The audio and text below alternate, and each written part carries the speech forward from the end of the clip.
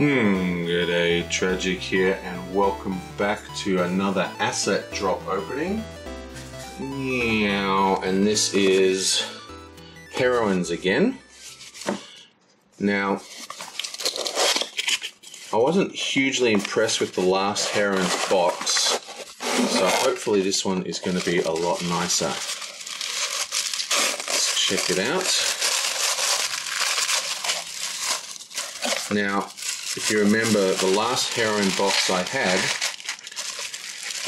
was basically gold paints, and this time we have another very nice looking figure according to the picture, and we have some secret weapon stuff, and look at this, a kind of crimson color, which is what I'm trying to paint at the moment. Red sort of cloaks. So that's definitely something I'm going to have to look at. Some rogue colorings. So I'll take a look at this in a sec. What have we got here? Looks like they've given us two models instead of one. Oh, they're a team. Look very nice. This is from Acolyte Miniatures. This is another one of the new breed of miniatures companies that basically do all their work in ZBrush and then print them out into molds. Now the problem with this is, as you'll note from anyone who follows Kickstarter, is that the renders from the 3D application, like this on the front, are a billion times more detailed than the actual meshes, because the 3D printing technology is just not there yet unless you have, you know, $100,000 printers, which most of these guys don't. Be interesting to see where the miniature industry goes once they become much cheaper, the 3D printers. Okay, so we have these interesting weird paints. I have no idea what these are. I've never heard of them. They look like, they appear to be a type of ink.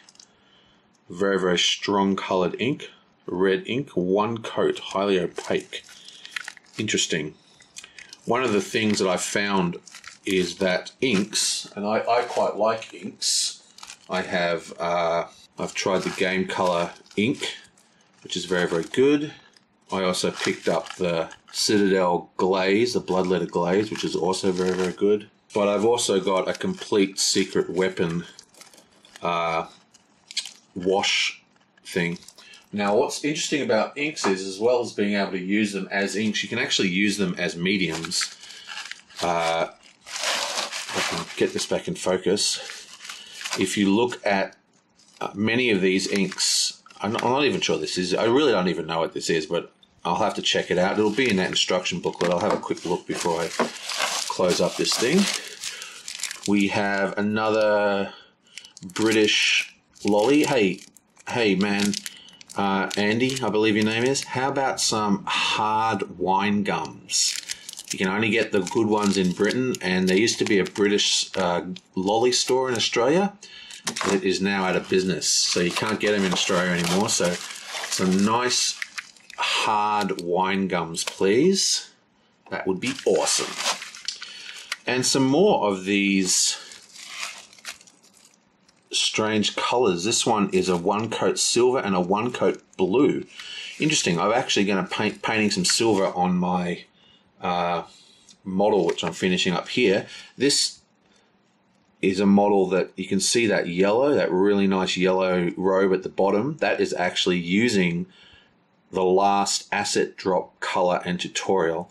And you can see how badly I've screwed up the cloak. I'm trying to fix it, too scared to retouch it, but it's a total mess. So you can see the difference between me and me following the asset box instructions if you check out the yellow. So very, very keen to see how these work. Especially because I really like the idea of inks and things like the secret weapon washes that you paint over white, and the natural heavy pigment leads to gradations of color as it falls off the tips. Very interesting. What else you got in here? We've got some more fancy bases. Okay, so I've set it to autofocus. I think it was off autofocus, so hopefully that'll fix that problem. Oh, look at these. Very, very nice. Beautiful.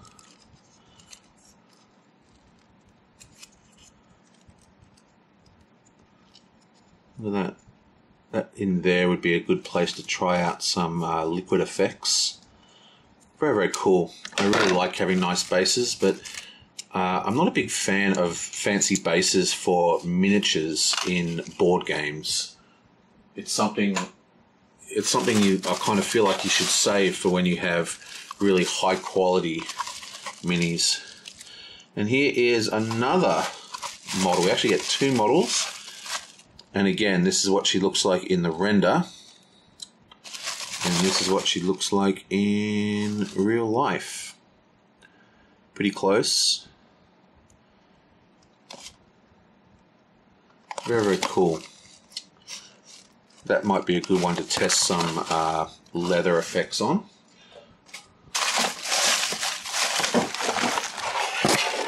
So here's the important bit for me, is the paints and the two thing, and also the lolly. I don't really eat lollies, but I will eat wine gums if you get some. Okay, interesting.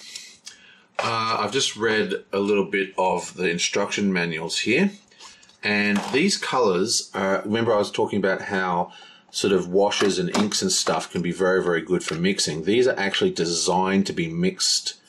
They are high pigment, which means they're very good for mixing colors. So they've given us, as you can see, we don't have any green, but we've got most of the colors. Plus we have a silver. And they've given us some instructions on how to mix a series of colors from, like a green, for example. So for this green, 1 part blue, 6 part red, 1 part yellow, and gets this nice green color. So this is very, very interesting. I know nothing about this brand Watercolor. Okay, anyway, that is the Heroines box. Looks very, very cool. Now, I don't know if I'm going to continue getting the Heroine boxes. I love getting the extra paints. I love the tutorials from Andy and stuff. But I've got so many models to paint, it just seems a waste because these are probably never going to be painted, because I'm just painting my actual board game miniatures. Still, very, very keen. These are watercolor paints, exciting stuff. Okay, I'll see you guys next time.